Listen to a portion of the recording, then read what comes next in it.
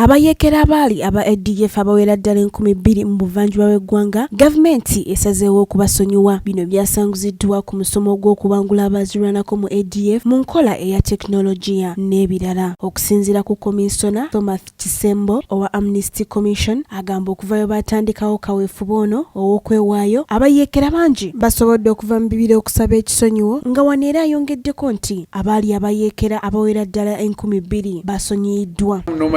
Them what we call resettlement package, 263,000 shillings. We give them hose, give them seats, plant, blanket, a mattress, and the other amenities to start with.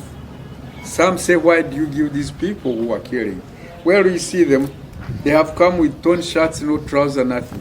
At least the government says, give you that thing, go and start a new life. But that's not enough. We give them life skills towards maybe around 2,000.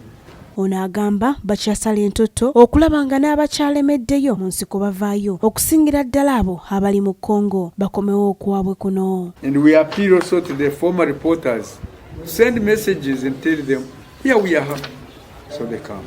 That's why I told you that we established another office in Beni, because there is a hot spot there for ADF. So there also, there is radio copy, maybe you know it, we send messages through them so that they can tell them to come back.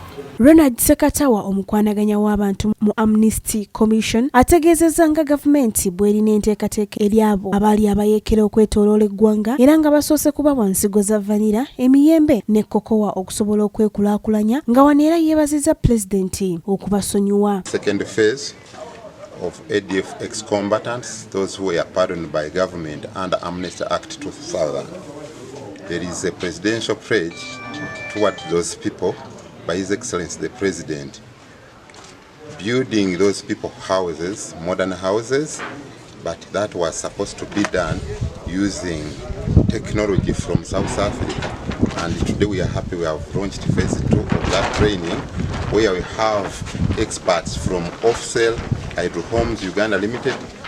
Henry Basaaliza akinogaanyizza nti abayekera okusonyiyibwa kye kisobola kyokka okuleeta emirembe mu ggwanga. We are always appealing to reporters to come out of the bush, to come out of DRC and then they report to us.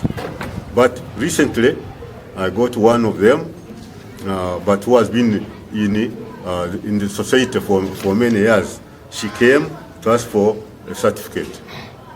Recently, that's about last week, one girl came from the society and she was asking for forgiveness. Abayekela ba Allied Defense Forces baludde nga batigomya eggwanga lya Uganda naddala mu myaka gya 2,000 nga bano baali bakulembeddwamu Ssabayekela Jamil Mukulu. Sarah Nakandi, ACTV, Select Enjawulo.